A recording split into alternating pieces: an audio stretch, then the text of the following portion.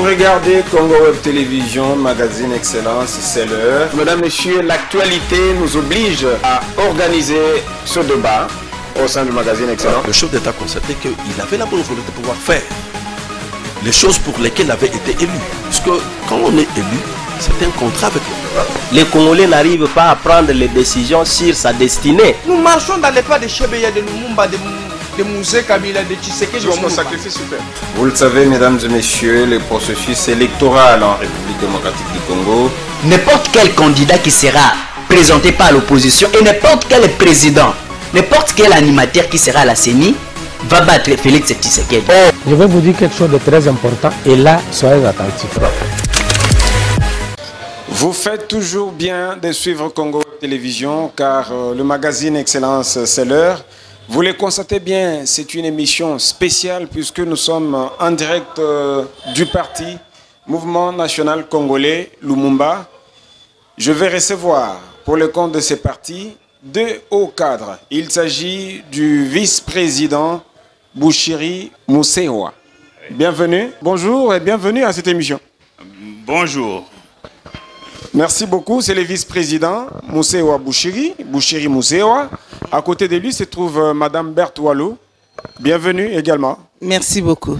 Voilà, d'entrée de jeu, je vais chercher à ce que l'opinion qui nous regarde, le téléspectateur qui nous regarde, sache pourquoi ce rebondissement aujourd'hui du parti Mouvement National Congolais Lumumba, le mouvement qui a à un certain moment qui s'est éteint. Le feu s'était éteint et aujourd'hui nous avons le mouvement national congolais Lumumba qui ressuscite. Est-ce que vous pouvez nous dire ce qui s'est passé? Je vais vous dire que le mouvement national Lumumba ne s'était pas éteint. Depuis sa création, depuis 1958... Mais il faut admettre quand même qu'à un certain moment, vous n'étiez pas... Vous étiez quasi absent sur terrain. Oui, nous étions absents sur le terrain suite à des événements, à de multiples événements qui sont passés dans notre pays. Il y a eu ce que vous avez connu, les négociations de Sun City, qui ont fait que la plupart des partis qui étaient sur l'échiquier national avaient perdu beaucoup de plumes, comme on peut dire. Et maintenant, vous ressuscitez? Oui, nous avons commencé depuis longtemps à commencer à faire les affaires, à faire les activités du parti. C'est maintenant que nous commençons à faire, à parler beaucoup de notre parti pour que l'opinion nationale se remémore du combat de Patrice Emery Lumumba. Madame Berthe Wallou, aujourd'hui que vous êtes affichée, aujourd'hui que vous ressuscitez en termes clairs, vous vous affichez de quel côté? Vous êtes du côté de l'opposition? Vous êtes du côté de l'union sacrée avec le pouvoir en place? Nous nous affichons pour le compte du mouvement national congolais Lumumba. Nous sommes dans l'opposition. Ok, vous êtes dans l'opposition? Mais dans l'opposition républicaine. Okay. C'est-à-dire que nous sommes là pour servir le Congo et le peuple congolais. Cela fut d'ailleurs l'objectif majeur de Patrice Lumumba. L'homme congolais au centre de tout. Si comment vous avez utilisé le terme nous ressusciter? Non, le MNC a toujours été là. C'était des circonstances... Il n'était pas mort? Pas mort du tout. C'était les circonstances politiques, historiques, comme l'a dit tout à l'heure mon président, qui ont fait que le MNC s'était un peu. Oui. C'est tout simplement ça. Parce que lorsqu'à 64, si ce n'est 66, le président 64, Kasavubu, qui signe un décret comme quoi le MNC ne devrait plus opérer au Congo. Nous, à ce moment-là, nous étions combattus terriblement. On a tué nos leaders, on nous a pourchassés. Où était la force de combattre cela alors qu'il y a un décret? Nous nous sommes... Et c'était comme ça, on a pourchassé tous nos combattants, nos leaders au fin fond de leur village. Même à l'étranger, on les a poursuivis, on les a décimés à coups de millions, des milliers, les membres du mouvement national congolais. Parce que la décision était de tuer Lumumba, non seulement Lumumba, mais de tuer aussi les lumumbismes, c'est-à-dire tous ses partisans et son parti. Allez, d'un coup, vous avez fermé la bouche. Du coup, on a fermé la bouche. Voilà, mais il a fallu qu'on attende en 1990 au moment du multipartisme pour qu'on ose poser la question. Là encore, on devait encore poser la question, est-ce qu'on peut? Mais bien que on avait déjà autorisé le multipartisme, mais on a essayé de multiplier des mouvements de MNC, ceci, des mouvements de... Vous avez été dédoublé, si je comprends bien. Voilà, à autant de fois. Mais comme c'était des choses qui ont été faites malhonnêtement, ça s'est tu tout simplement. Et aujourd'hui, on retrouve... Vous restez seul sur terrain. Voilà. Le MNC Lumumba. Ils se sont effacés, sauf le MNC Lumumba qui persiste. Parce que c'est un parti qui a été fondé avec le besoin du peuple congolais au cœur, honnêtement, que pour le Congo et son peuple. Et du coup, vous allez voir que ça peut prendre autant d'années, mais le MNC n'arrive pas à s'effacer dans les têtes des gens qui ont connu l'efficacité de Lumumba et de son parti. Ils n'arrivent pas à oublier le MNC. Et c'est ce qui fait qu'aujourd'hui, avec la nouvelle société, on arrive aujourd'hui à rehausser le parti. Voilà. Alors, vous êtes à l'opposition aujourd'hui, vous rejoignez Fayoulou ou Mozito dans l'opposition républicaine? Nous ne rejoignons ni Fayoulou ni Mozito, nous sommes dans l'opposition. Nous, bien entendu que dans ce pays, au vu des choses politiquement, vous ne pouvez pas aller aux élections si vous n'êtes pas dans en alliance avec telle ou telle plateforme. Nous sommes encore en train d'étudier, le bureau politique de l'MNC est en train d'étudier quel parti, quelle plateforme, je dirais, représente mieux nos idéaux pour qu'on puisse s'allier, puisqu'on ne va pas s'allier avec les gens par plaisir de s'allier. Il faut qu'on soit au moins à proximité du même idéologie. Voilà, ça c'est important pour nous. Alors, nous revenons au président, au vice-président, si vous voulez, vice-président Bouchiri. Nous avons constaté qu'aujourd'hui, vous avez vite adhéré à la mobilisation générale lancée par Félix Tshisekedi, et pourtant vous êtes dans l'opposition. Qu'est-ce qui peut expliquer cela? Notre adhésion à l'appel du chef de l'État, d'abord, c'est parce que nous sommes des républicains. Le chef de l'État demande à ce que la population se mobilise pour combattre l'ennemi commun qui est les M23. Nous, d'abord, comme lumumbistes, parce que Lumumba est le premier à avoir combattu la balkanisation de ces pays. Depuis 1960, les multinationales ne nous laissent pas tranquilles. Ils cherchent toujours à balkaniser les pays. Or, nous ne pouvons pas abandonner celui qui fait ces combats de Lumumba. On dirait que Félix Tshisekedi vous a rejoint un peu dans votre logique. Bien sûr. Ça, c'est le combat de Lumumba depuis 60. Ça, tout le monde... je voudrais bien que vous le disiez. Entre Tshisekedi et vous, qui a rejoint l'autre dans la logique? C'est Tshisekedi qui nous a rejoints. Parce que le premier, d'ailleurs, le premier leader politique à pouvoir prononcer le mot balkanisation, c'est Lumumba, en 1960. Il s'est battu contre les multinationales qui voulaient balkaniser le Congo en 1960. Et il en est mort suite à ces combats-là. Mais si Tshisekedi aujourd'hui combat le même multinational qui veut balkaniser le Congo, nous sommes derrière lui dans ces combats-là seulement. Alors comme Tshisekedi, vous admettez aujourd'hui que le Rwanda combat la RDC sous la M23? Bien sûr. Mais nous ne disons même pas que le Rwanda combat la République sous le M23. C'est le Rwanda qui nous agresse. L'agression rwandaise? Oui, c'est l'armée rwandaise qui nous agresse. Avec à la clé la balkanisation de la RDC? Oui, parce qu'ils veulent annexer une partie de la République chez eux. Vous avez suivi vous-même, je crois, vous avez suivi ça. Ils ont commencé à créer un territoire imaginaire, territoire de Minembwe, pour chercher à l'annexer au Rwanda. Et quand ils ont trouvé que ça ne va pas là-bas, ils ont fait la guerre au nord. Et c'est ce que nous vivons maintenant. Madame Bertoilo, est-ce qu'aujourd'hui, nous pouvons connaître votre capacité de couverture? Le parti est implanté seulement à Kinshasa, ou bien on peut vous retrouver aussi à Lubumbashi, à Kisangani? Oui, justement, en ce moment, nous sommes dans de grandes villes. Nous sommes à Lodja, au Sankuru, nous sommes à Lusambo, nous sommes à Kisangani. Bientôt, un bureau s'ouvre à Lubumbashi. Oui. Au nord Kivu aussi. Au sud Kivu. Vous êtes exactement dans combien de provinces? Là, il faut faire le comptage du doigt. Oui.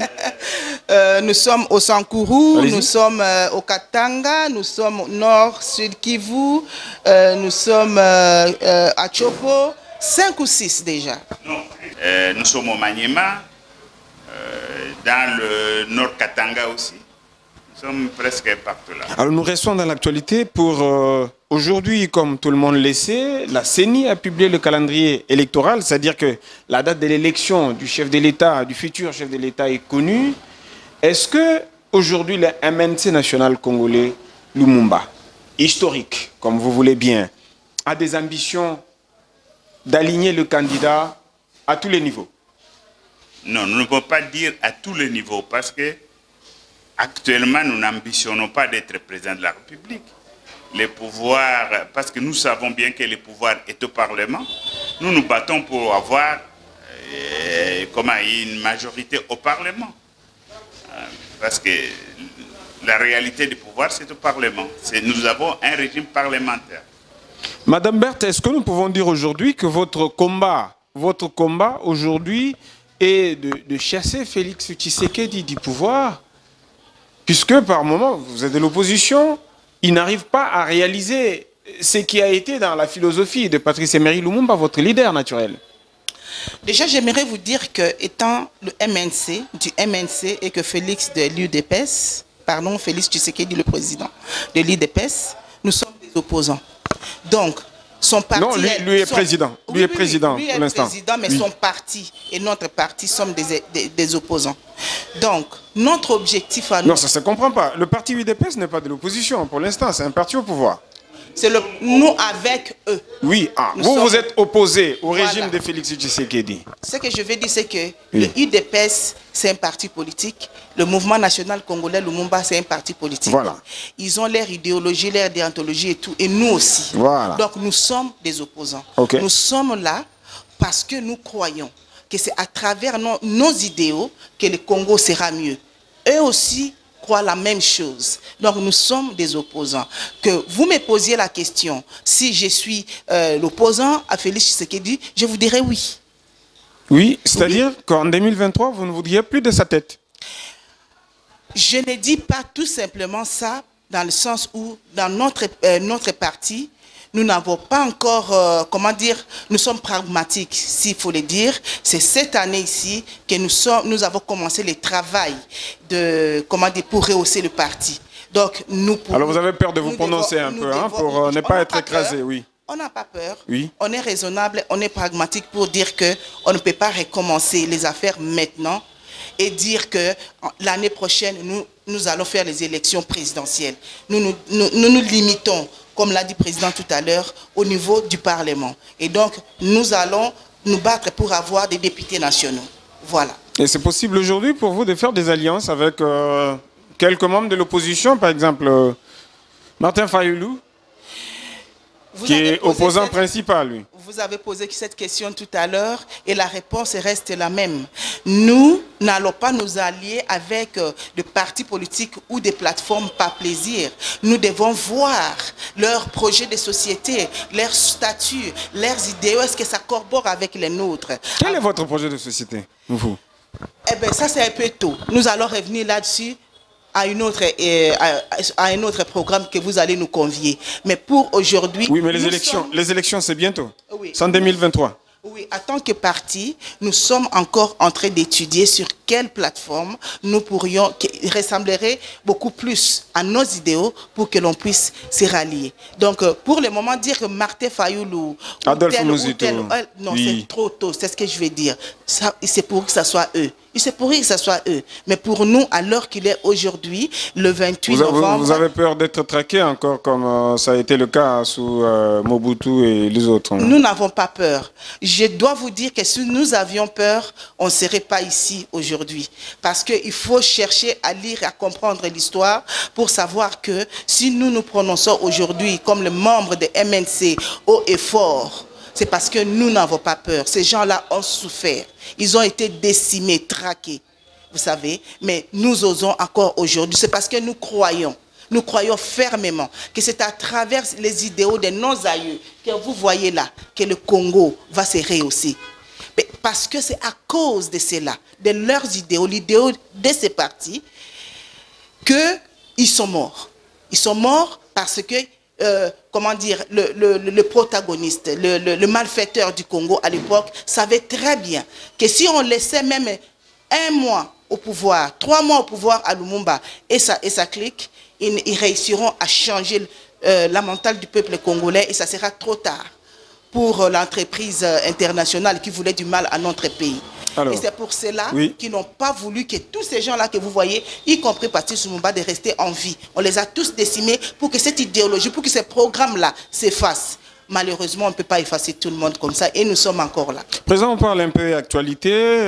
Il y a eu rencontre mini-sommet, si vous voulez bien, entre le chef de l'État Félix Tshisekedi et le président angolais. Il y a eu aussi la présence du président burundais Ndayishimiye, sauf Kagame qui s'est fait représenter. Mais ce qui nous intéresse ici, c'est la résolution. La résolution demandait à ce que qu'il y ait cessé le feu le 25 et que le 27, les groupes terroristes, comme les qualifie le gouvernement aujourd'hui, puissent quitter les zones occupées et les zones congolaises. Alors, aujourd'hui, le M23 cherche à rencontrer les facilitateurs Uhuru Kenyatta. Comment vous appréciez cette position-là? Faudra-t-il déclencher la guerre pour en découdre, comme dit une autre partie de la résolution, qu'au cas du refus du M23, ils vont heurter les forces régionales?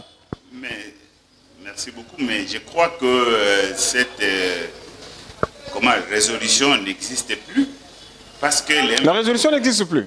Oui, parce que le M23 n'a même pas respecté les prescrits de cette résolution. On les a demandé de quitter les positions qu'ils occupent. Le 27. Oui, le 27. Le 27. Le 25 était prévu le cessez-le-feu. Oui. Ils n'ont pas fait le cessez-le-feu. Oui. Ils n'ont pas quitté les positions. Oui. Donc, par conséquent, cette résolution n'existe plus. Ce que nous devons faire, c'est nous battre contre ces Rwandais-là, qu'ils quittent notre territoire, c'est tout. Vous optez pour la guerre? Pour la guerre. Et la guerre est la vraie guerre. Et donc, il ne faut même pas leur donner l'occasion d'aller rencontrer les facilitateurs Uhuru Kenyatta. Pourquoi rencontrer les facilitateurs? En quelle qualité ils vont rencontrer les facilitateurs? Parce qu'ils sont des Rwandais. Le gouvernement rwandais était déjà représenté par leur ministre des Affaires étrangères. Donc, par conséquent, moi, je ne vois pas pourquoi ils doivent encore rencontrer les facilitateurs. Alors, la question s'invite aussi, cette question, c'est en rapport avec l'organisation des élections d'un côté, et de l'autre côté, il y a cette guerre dans l'Est de la République démocratique du Congo. Pensez-vous aujourd'hui que la RDC, comme la fois passée avec Corneille Nangaa, devra aller aux élections sans les deux provinces, par exemple, en guerre? Nous avons d'abord un grand temps. Puisque des avis sur terrain, il y en a qui disent qu'on ne peut pas aller aux élections tant qu'on n'a pas retrouvé la paix. Nous avons un grand temps. Nous demandons au gouvernement de faire beaucoup d'efforts pour équiper notre armée et bouter ces gens-là dehors avant les élections. Et j'espère que le gouvernement fera le nécessaire pour que tout le peuple congolais aille aux élections. Et donc, vous soutenez les élections dans les délais? Bien sûr. Mais même si les hostilités entre l'M23 et les forces loyalistes n'ont pas cessé? Non, dans ces cas-là, on va voir ce que pensera le Parlement, parce que les élections, c'est pour tout le peuple congolais. On ne peut pas exclure une partie des Congolais aux élections et faire les élections, je peux dire, crédibles. Les élections, c'est toute la population congolaise. Madame Bertoualo, le chef de l'État Félix Tshisekedi a appelé les jeunes à s'enrôler massivement pour bouter dehors l'ennemi. Quel a été votre point de vue là-dessus? Oui. La RDC déjà est un pays souverain. Le chef de l'État est pour tous les 100 millions de Congolais. Donc il donne un mot d'ordre, lequel nous soutenons, nous l'avons dit, nous avons fait un point de presse ici. Même si vous êtes de l'opposition, oui. Oui. Nous soutenons. Il faut le préciser quand même. Opposition républicaine, oui. Oui. Et Je pense que cet appel est un appel patriotique. Plus de 20 ans que le peuple congolais est endeuillé à cause du Rwanda, qui a accepté d'être, comment dire, le garçon de course de l'Occident pour endeuiller nos familles à l'est du pays à cause de nos ressources. Et aujourd'hui, le chef de l'État se prononce en disant « J'aimerais que mes compatriotes, mes sujets, s'enrôlent dans l'armée pour que nous puissions combattre ces mal. » Est-ce que vous avez appelé vos jeunes aussi à s'enrôler dans l'armée? Voudriez-vous que le MNC dise « Non, ne le faites pas, c'est impossible ». À ce moment-là, ça serait contre nos idéaux. Puisque Lumumba a connu cette situation, la même situation. Lumumba a connu cette situation à l'époque. Et le Congolais n'était pas autant conscient. Et aujourd'hui, après 20 ans de souffrances inouïes, nos mamans à l'Est, de viols, je ne sais même pas comment le dire. Et aujourd'hui, on a vu Kabila ici pendant 18 ans. Jamais nous ne l'avons entendu faire ce genre d'appel. C'est ce que nous lui demandions de faire. Il ne l'a jamais fait. Et aujourd'hui, nous avons un chef de l'État qui demande cela. Comment pourrions-nous, en tant que nationalistes, dire non? Non, nous ne pouvons pas le faire. Nous sommes au contraire, d'ailleurs. Nous sommes d'accord avec ça et nous soutenons. Et nous ne pouvons que faire cet appel à tous ceux qui croient à l'idéologie lumumbiste, à tous ceux qui aiment ce pays, tous nos enfants, de s'enrôler dans l'armée et d'aller défendre nos terres.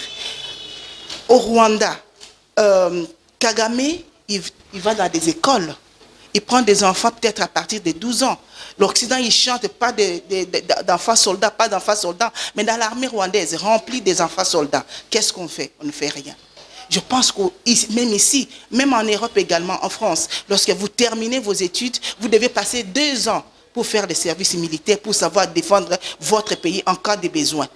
Et le Congo est un grand pays qui est à genoux aujourd'hui à cause de la malveillance de gens comme Kagame, l'Occident et consorts. Donc aujourd'hui, je crois que nous, en tant que le nationaliste de l'MNC, nous soutenons cet appel.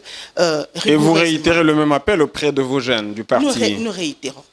Président, tout à l'heure, vous n'avez pas caché de dire que c'est le Rwanda qui nous agresse, ou qui agresse la République démocratique du Congo. Pensez-vous aujourd'hui que c'est utile pour la RDC de faire la guerre au Rwanda? Bien sûr, quand quelqu'un vous agresse, qu'est-ce que vous attendez de lui? C'est faire la guerre. Nous devons faire la guerre au Rwanda. Sérieux? Oui, sérieusement. Et pour faire taire cette agressivité des Rwandais envers le Congo. Parce que nous ne pouvons pas continuer. Ça fait plus de 20 ans que le Congo est meurtri. On tue ses enfants à l'Est. Les gens sont dehors aujourd'hui. Il y a des millions de Congolais de l'Est qui sont dehors, qui n'ont pas de logement, qui n'ont pas à manger, qui ne savent même pas envoyer leurs enfants à l'école, à cause de ce Rwandais-là. Et pourquoi ne pas le faire la guerre? À côté du Rwanda, on parle de l'Ouganda aussi? Est-ce que vous êtes d'avis que l'Ouganda fait la guerre à la RDC? L'Ouganda fait la guerre au Congo. Ce n'est pas la première fois. Ils se sont battus même à Kisangani. Mais vous n'avez pas quand même de preuves? Oui, les preuves sont là. Ils se sont battus à Kisangani. Pourquoi ils se sont battus à Kisangani? L'Ouganda et le Rwanda. Et le Rwanda dans la République. La guerre de 6 jours. Oui, dans la République démocratique du Congo. Et l'Ouganda a été condamné par Mais cela ne veut pas prouver aujourd'hui que l'Ouganda est derrière le mouvement terroriste du M23. Il est toujours là. Il est toujours là. Comment est-ce que le M23 pouvait entrer à Bunagana, qui a frontière avec le Rwanda, si les Rwandais n'avaient pas laissé au M23 la voie pour entrer à Bunagana? Bunagana n'a pas de frontière avec le Rwanda. Bunagana a la frontière avec l'Ouganda. Et les rebelles sont entrés par l'Ouganda pour entrer à Bunagana. Et pour ça, vous voudriez aussi que l'ambassadeur ougandais ici en RDC soit renvoyé? D'ailleurs, je ne sais même pas pourquoi le gouvernement continue à garder les relations diplomatiques avec ces pays-là.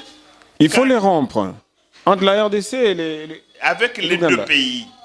Quand un pays vous agresse, vous n'avez plus d'amitié. Vous devez rompre des relations diplomatiques. Vous ne pouvez pas être ensemble. Hein? Madame Bertoileau, nous avons constaté au cours de votre déclaration que la colère que vous aviez n'était pas seulement contre le Rwanda et contre l'Ouganda, mais aussi contre la communauté internationale, les multinationales. Oui. Comme naturellement, c'était la vie de Patrice Emery Lumumba. En fait, le conflit qu'on a actuellement au Congo, c'est l'histoire qui se répète, comme le disent bien. Est-ce que vous êtes d'avis que la France y est? S'est mêlée dedans? La France, dit. Oui, oui. Non seulement la France, mais les Occidentaux, les impérialistes. Il y a la France, si vous voulez constituer des pays individuels, on peut dire la France, on peut dire la Belgique, on peut dire la Grande-Bretagne, on peut dire l'Amérique, il y a plus la Suède. Tous ces pays-là sont mêlés dans ces conflits-là. Pour tout simplement, pourquoi vous croyez qu'on a ces conflits? C'est à cause de la richesse qui régore notre sous-sol. Mais quelque part, en dénonçant cela, j'ai toujours voulu être pragmatique, n'est-ce pas? Oui. Pour dire que c'est à nous de défendre ce qui est à nous. C'est à nous. Ces gens-là, pour avoir vécu autant d'années en Europe, je sais que... Mais s'il faut prendre en compte qu'il y a tout ce pays-là, la France, la Belgique et tout ça, contre nous, associés aux pays africains, le Rwanda et l'Ouganda, ça fait grand. Est-ce que nous saurons vraiment obtenir gain de cause dans cette guerre? Bien sûr, 100 millions de personnes. Nous sommes 100 millions. Et si nous disons non, nous sommes le peuple. Le peuple, si le peuple dit non, c'est parce que tout simplement le constat est qu'en Afrique généralement et particulièrement au Congo, on ne tient pas toujours compte de son peuple. Et donc, si tout un peuple se lève pour dire non à une chose, ça devrait se faire. Nous qui vivons un peu à l'Occident, voyons cela tous les jours. Il suffit de donner ce pouvoir, redonner le pouvoir au peuple. Et même eux, les leaders, seront protégés à travers cela. Si c'est le peuple qui décide, le peuple qui dit non, eux, les leaders, seront protégés. Mais ceux qui nous persécutent, connaissant le pouvoir qu'a droit un peuple, ils font tout pour nous garder sous cette, esclavage, n'est-ce pas? Pour que nous puissions, pour que le peuple ne puisse pas avoir ce pouvoir-là réellement, le pouvoir de pouvoir sortir et de changer les choses. Voyez-vous? Et du coup, vous trouvez le peuple, par exemple, le peuple congolais qui est tout le temps en train de courir devant des leaders individuels, en train de commander, courir derrière eux, alors qu'ils ignorent que ce sont eux-mêmes, le petit peuple, qui ont ce pouvoir-là et cette force de pouvoir changer les choses. Monsieur le Président, vous aviez soutenu la voie diplomatique autrefois. Vous pensez qu'il faut maintenir cette position avec ces pays précités de la communauté internationale, la France, la Belgique? Oui, la voie diplomatique dans le sens que toute guerre finit toujours par une négociation. Nous devons faire la guerre, entre-temps les nôtres négocient pour trouver solution de mettre fin à cette guerre. C'est ça le problème. Le Congo doit faire les négociations et laisser tomber la guerre. Donc c'est la guerre d'abord. À quoi devrions-nous nous attendre? C'est peut-être une dernière question. À quoi devrions-nous nous attendre de tout ce que nous constatons, de toutes les négociations, que ce soit en Angola, que ce soit à Nairobi aujourd'hui, avec le facilitateur Uhuru Kenyatta? Il n'y a rien à s'attendre. Nous devons faire la guerre, c'est tout ce que j'ai dit. C'est la première fois qu'on négocie avec ces gens-là. Nous avons été en Éthiopie, nous avons été à Nairobi pour la première fois, nous avons été en Afrique du Sud, nous avons été à Gaborone. Mais la guerre ne finit toujours pas. Vous parlez au nom de l'expérience? Oui, mais nous devons être forts pour nous défendre. Comme madame l'a dit, le Vietnam, je crois que vous vous rappelez du Vietnam. Oui. Le Vietnam a défait la plus grande puissance mondiale, militaire mondiale, les États-Unis d'Amérique. Aujourd'hui, le Vietnam est en paix. Hein? Si nous faisons la guerre, nous battons ce petit Rwanda, c'est le petit Rwanda, nous serons en paix. Madame Bertoileau, peut-être un dernier mot? Juste pour dire que le MNC est un parti nationaliste. Hein, et au départ, Lumumba lui-même est le père de l'indépendance. étaient des pacifistes, en fait. Ils ne voulaient pas de la guerre et tout ça. Mais à un moment donné, lorsque Lumumba a vu que l'agression était tellement grande qu'il ne saurait pas arrêter, il a commencé maintenant à chercher de l'aide. Là, c'est ce qui lui a valu ce qu'on dit toujours sur lui, comme quoi c'était un communiste, parce qu'il avait dit, si vous ne nous donnez pas les armes, nous allons tourner vers la Russie. Et ils ont saisi ça pour dire... Mais en réalité, il n'était pas communiste. Ah, il ne l'était pas. Donc, c'est ce que le président est en train d'essayer de dire ici, en fait. Nous avons déjà, le Congo, la RDC a entendu déjà, pendant plus de 20 ans, que son peuple meurt. Que son peuple meurt. Impuissamment. Nos leaders ne savent pas le protéger. Aujourd'hui, qui sont déterminés à en découdre avec l'ennemi du Congo, nous n'allons pas venir ici pour dire que non, il ne faut pas. Nous allons encourager. Nous allons encourager parce qu'il faut que notre peuple arrête de mourir. Il faut qu'on arrête de tuer le peuple congolais injustement. Nous n'avons pas agressé un pays dans la région. C'est nous qui sommes agressés. Mais regardez ce que fait la communauté internationale. Ils nous clouent sous un pseudo-embargo pour que la RDC ne puisse pas s'armer et combattre. Cela nous montre quoi? Ce sont eux derrière toute la mascarade. Donc aujourd'hui, moi je serais d'accord de dire que même avec des houes, même avec des machettes, que le peuple congolais se lève en un seul homme. Comme l'a dit Lumumba, c'est en unité et par l'unité que nous allons gagner sur nos ennemis. Alors, je suis d'accord. Nous allons terminer par là. Un dernier mot à nos téléspectateurs qui vous regardent. Le dernier message serait de dire que, comme vous avez déjà commencé par nous poser la question sur le parti qui ressuscite, je voudrais dire au peuple congolais que l'esprit Lumumba est de retour parmi nous, que le parti qui a été fondé par nos aïeux, mais avec vos efforts également. Vous me rejoignez quand même. Est de retour sur l'échiquier politique de notre pays. Venez nous rejoindre massivement. Nous sommes un peu partout dans le pays. Ici à Kinshasa, nous sommes sur l'avenue Oshwe, numéro 70 bis. Nous sommes là chaque samedi, juste à côté de Stade Tata Raphaël.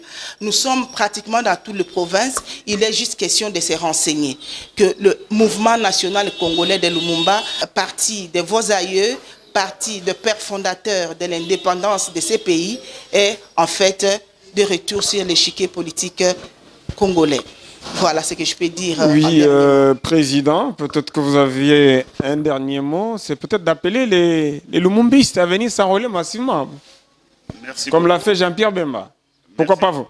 Merci beaucoup. Je vais dire ceci, que j'ai fait appel à tous les Congolais, sans distinction des races, des tribus, des religions aux uns, de rejoindre les MNC. Le MNC, c'est le même MNC qui a remporté les premières élections démocratiques de 1960. Nous faisons appel à eux de nous rejoindre pour que nous parvenions à faire appliquer le programme de Patrice Lumumba qui n'a pas été appliqué suite à l'assassinat de son géniteur. Patrice Emery Lumumba. Patrice Emery Lumumba, le héros national. Alors, souffrez que cela soit votre dernier mot. Mesdames, Messieurs, c'est de cette manière que nous terminons notre émission, votre magazine Excellence, qui a pris en charge aujourd'hui Monsieur le vice-président du MNC, qui veut dire Mouvement National Congolais Lumumba, historique. Nous avons reçu pour vous le vice-président Boucheri Mousseroy et Madame Bertoilo. Ça a été un plaisir de vous recevoir sur ce plateau. Merci beaucoup. Merci à vous, chers téléspectateurs, de nous regarder pendant 30 minutes des échanges sur ce plateau. J'ai hâte de vous retrouver pour un nouveau numéro du magazine Excellence. À plus.